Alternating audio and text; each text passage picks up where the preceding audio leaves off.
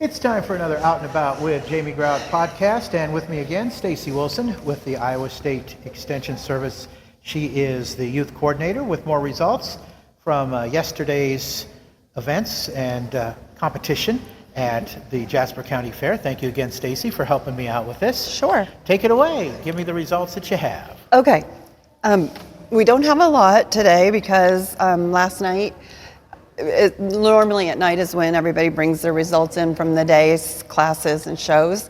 And after the parade, the storm came up and that was that. So we'll have more on our next time we meet. Okay. So I do have the sheep champions and reserve champions, but not the showmanship classes for the sheep, which is the one where the exhibitors are evaluated. But our grand champion ewe overall was exhibited by Hannah Nelman of Newton. The reserve champion ewe was Carly Spears of Newton. And they both, I believe, Carly is in the Sherman Sunbeams class, the Sherman Sunbeams Club from Newton. Okay. And Hannah is a member of the Killed Off Hot Shots from PCM. Not PCM, Linville Sully. For those that aren't farm people, what is a ewe? A ewe is the female breeding. This is a breeding show, so the ewes are part of the the breeding sheep show. So a ewe is a female. That's female lamb. Okay. Yep, and so Hannah was champion, Hannah Nillman. Reserve champion of that was Carly Spears. Okay. And then the champion market ewe, those are usually wethers. They can be a market ewe. But the grand champion market lamb was Stella Amthauer, and she's a member of the Clear Creek Wranglers 4-H Club from Baxter. And the reserve champion market lamb was Braden Cartwright from PCM. All right. So, and then today we had our swine show, and I have the commercial and the breeding gilt results. I don't have the market pig results of the overall for market, but our champion commercial gilt was shown by Mason Titus from the Sherman Sunbeams. The reserve commercial gilt was shown by Alyssa Bassett from Killed Off Hot Shots. Third overall commercial gilt was exhibited by Megan Wright. She is from Powashik Partners here in Colfax. And then we had commercial overall breeding gilt, and that was Alyssa Bassett. Reserve overall was exhibited by Rylan Titus. Third overall commercial or breeding gilt was Braden Bassett, and fifth overall was Mackenzie Couples. All right, fantastic. Well, you'll have more results for us tomorrow. Yeah. Also. Yep, So we will. good. All right. We will. We also have a contest here called the 4-H Bucket of Junk Contest.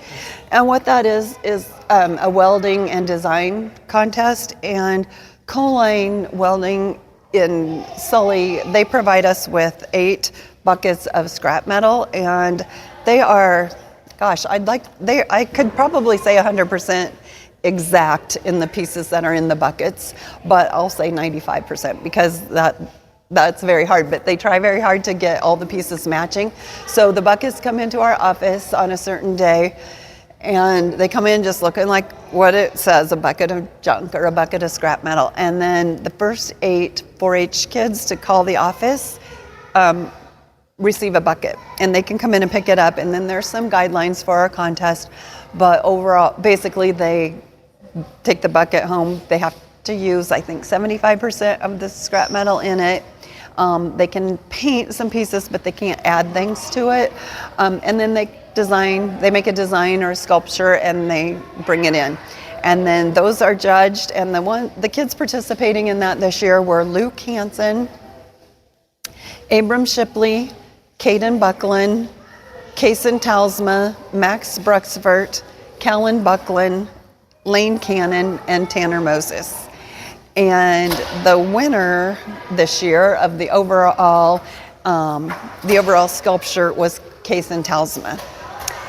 And the rest of them are all considered reserve champions because this is not a normal 4-H class. This is, these sculptures are not eligible to go on to state fair. They will be auctioned off right before the livestock auction on Thursday. Well, and we talked about this before in 4-H. It's about education. And welding is such an important vocation now, and learning about that is very important. I know that it's an occupation that's in demand. Yeah, yep. It really is, and it's neat that Coline is sponsoring that. Yeah, they do. They sponsor the scrap metal, and then the kids are to have an adult mentor with them when they're welding, especially the younger ones. If they don't have somebody in their family that can help out with that, we do have some licensed welders that have gone through our background checks, and they are glad to help anybody who wants to learn how to weld. Okay, fantastic. Yeah. I know it's been a busy day for you. Thank you for taking the time to give us the results and those youngsters that have been involved in that bucket of junk. Yeah. Fantastic. Stacy Wilson from Iowa State University Extension, the youth coordinator, helping us out here again, and want to thank our sponsors who have helped us with these reports so we could get them to you on outandaboutwithjamiegrout.com, on Spotify, on Amazon, on, of course, iHeart, and all the other platforms, on our YouTube channel too. I'm glad we're able to do this, kind of filling a void from what the radio station used to do back in the day, and get those out there because these youngsters deserve to be in the spotlight. Thanks again, Stacy. Yep, thank you. That's going to wrap it up for this edition of Out and About with Jamie Grout. Until next time, Grout is out.